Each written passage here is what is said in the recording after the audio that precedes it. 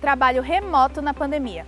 Essa nova realidade afetou a vida de milhares de trabalhadores. Entenda o que são os cyberataques e como os cybercriminosos agem na internet sequestrando dados das empresas. Após 1 ano e meio sem manifestações carnavalescas, o sítio histórico de Olinda se prepara para a retomada das atividades. Com a taxa de vacinação crescendo, a volta dos turistas deve aquecer a economia da cidade do Recife. É o que você vai ver agora no Unicap News.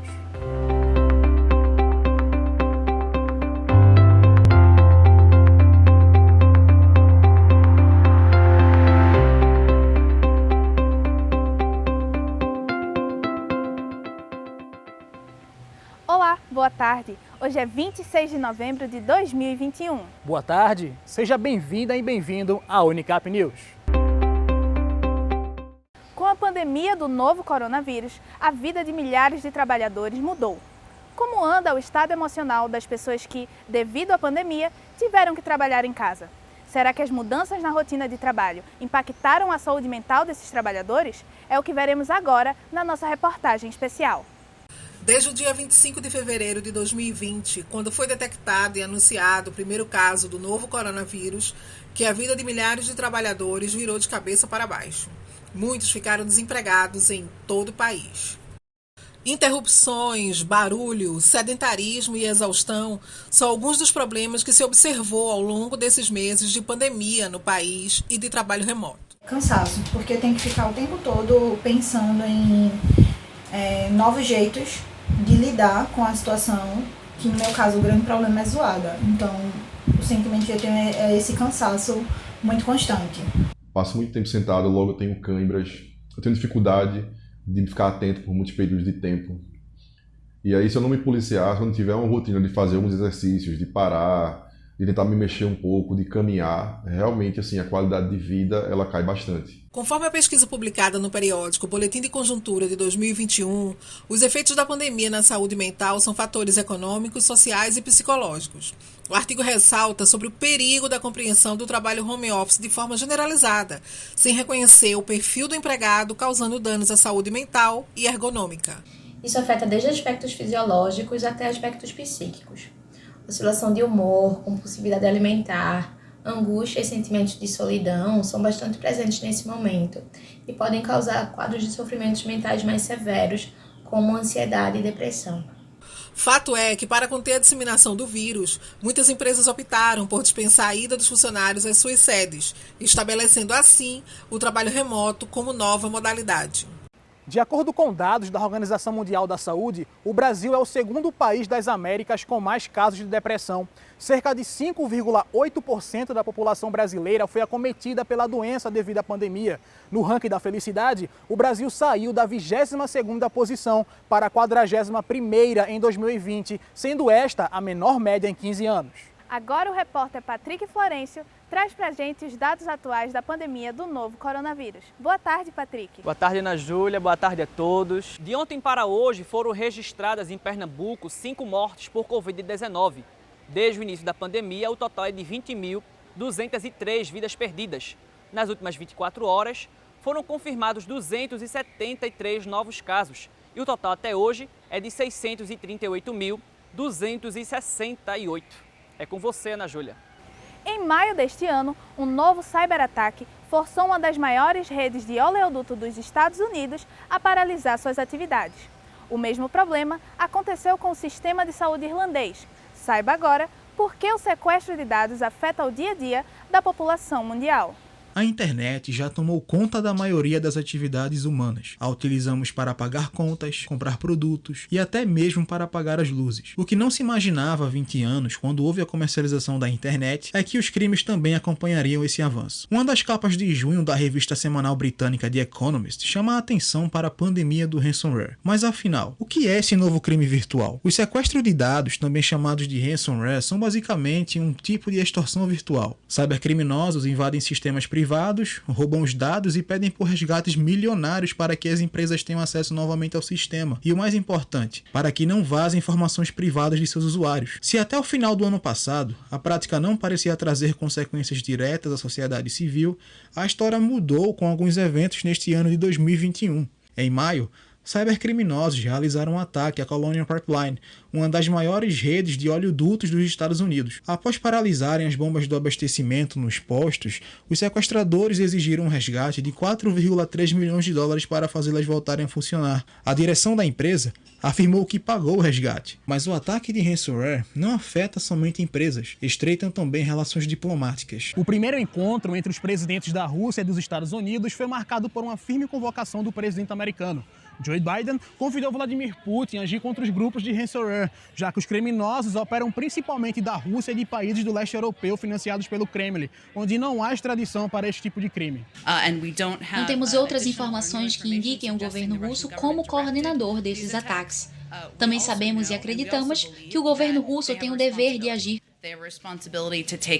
Com novas leis de proteção de dados surgindo ao redor do mundo e também no Brasil, as empresas são orientadas a não pagarem um resgate, uma vez que não conferem uma garantia de retorno do sistema ou do não vazamento dos dados. Aproximadamente só 50% das pessoas que pagam conseguem ter o seu resgate.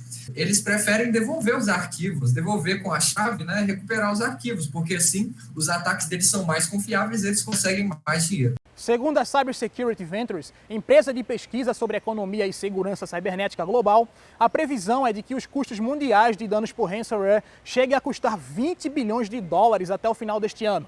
A estimativa é 57 vezes maior do que a primeira realizada em 2015. No próximo bloco, o sítio histórico de Olinda se prepara para a retomada das atividades carnavalescas. E o aquecimento da economia com a volta dos turistas à cidade do Recife. A gente volta já. As ruas de Olinda estão silenciosas. É assim que moradores e artistas locais descrevem a situação no cenário da pandemia. Mas isso deve mudar com a volta das orquestras no sítio histórico de Olinda. Foi o que apuramos na Cidade Alta. Desde março de 2020, as agremiações e as orquestras foram obrigadas a parar suas atividades devido à pandemia do coronavírus. O sítio histórico de Olinda, que é um dos principais centros culturais relacionados ao carnaval, hoje se encontra silencioso. Desde que começou a pandemia, eu tô parado, tá entendendo? Fiz umas 3 logo, foi 4, claro. E tô parado, não recebo nada de ninguém. Só alguns clubes que ainda ajudam, os músicos, chega a dar feira pros músicos, feirinha básica pros músicos. Deixa aqui um tocadorzinho pros meninos, aí dá pros músicos. Tô tudo parado, nem ensaiando eu estou ensaiando. A gente viu a necessidade de ajudar os músicos, de ajudar os passistas, de ajudar a cadeia produtiva do carnaval. Então a gente pensou em se adaptar, em se readequar e fazer o carnaval online. Cariri não foi às ruas, fez uma saída simbólica, sim, às 4 horas da manhã, a gente fez uma saída simbólica na nossa sede, com queimas de fogos. Muitas das orquestras ainda se encontram longe do público, adaptando os ensaios de acordo com o distanciamento social proposto pelo governo do estado. Então, eu já tocava antes da pandemia, aí com a pandemia eu tive que parar, né? Aí com a volta, eu voltei super animado, né? Naquela empolgação de querer tocar. Fiquei muito tempo parado, aí tive que aprender algumas coisas e voltar, né? O pique. Mas estou muito animado e espero não parar mais nunca. Com projeções para que 70% da população possa estar vacinada até novembro, o desejo do folião pode parecer inalcançável, mesmo com o avanço da vacinação. Ainda há muitas incertezas para que a decisão seja tomada com tanta antecedência.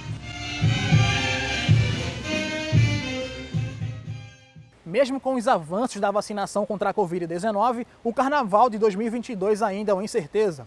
O prefeito do Recife, João Campos, anunciou a comissão que estará responsável pelo evento. Já o prefeito de Olinda, professor Lupécio, afirma que está preparado para fazer a melhor festa carnavalesca, mas só acontecerá se houver uma melhora nos índices de contaminação do coronavírus. Em nota, o governo de Pernambuco informa que ainda não liberou o Carnaval de 2022. A pandemia não acabou, mas alguns setores da economia retomaram suas atividades, como é o caso do turismo. Com a taxa de vacinação crescendo, a expectativa é que muita gente aproveite para conhecer a capital pernambucana com a família. Vamos ver agora na reportagem de Vitor Paulino. Essa é a Praça do Marco Zero, no bairro do Recife Antigo. Aqui é o primeiro lugar que visitantes pisam para conhecer a capital pernambucana. E observando todos os protocolos sanitários contra a Covid-19, os turistas estão conseguindo conhecer a cidade. O Recife oferece um leque de roteiros atrativos e serviços para o turista, a exemplo de museus, igrejas históricas, teatros, parques, artesanato e praia. Todos esses lugares e suas atividades sofreram muito com a chegada da Covid-19 em março de 2020. Recife é uma cidade muito completa, né? Ela oferece rio, oferece mar, experiências em terra, experiência de barco, cultura, história, uma gastronomia incrível, né? A segunda melhor gastronomia do Brasil.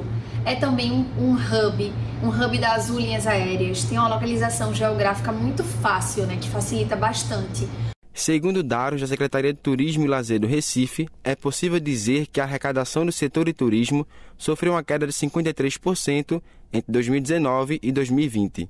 Carlos Maurício, diretor executivo da Associação Brasileira de Indústria de Hotéis de Pernambuco, revela as baixas que o setor hotelaria passou. Tem hotel que não se sustentou e tem hotéis que já... Eu tenho 2 hotéis que foram arrendados, um que suspendeu, outro que fechou. Então veja, existe expectativa. Tem outros que estão querendo fechar, estão querendo vender. Então, não está, até agora, uma situação sustentável. Segundo dados da Empresa de Turismo de Pernambuco, a Impetur, e da Agência Nacional de Aviação Civil, 2,4 milhões de pessoas visitaram Recife. E mesmo em pandemia, Recife fechou dezembro de 2020 no topo da região Nordeste, superando Salvador, com 2 milhões, e Fortaleza, com 1,7 milhões de turistas. Em Pernambuco, aos poucos, algumas atividades de turismo estão voltando ao normal, com o avanço da vacinação, aquecendo a economia na cidade. Esse é o Lucas e a Tayane. Vieram de São Paulo visitar o Recife pela segunda vez. Já está uma semana e vai ficar mais um dia. A gente viu bastante gente sem máscara pelas ruas, mas a gente está tentando o tempo todo manter, passar o gel o tempo todo. Eu vim para Recife, que é tudo muito bonito, é muito quente. Tudo muito mas bonito. É bem acolhedor. Bem acolhedor a cidade. O aumento de turistas no Recife acontece durante o período de alta estação, quando o número de pousos e decolagens em novembro superou o patamar pré-pandêmico, com alta de 4,34%, segundo a Agência Nacional de Aviação Civil, a ANAC. Em nota, a empresa de turismo de Pernambuco, a Impetur, informa que o Recife registrou um crescimento real da aviação, comparando com dados antes da pandemia. O Unicap News fica por aqui.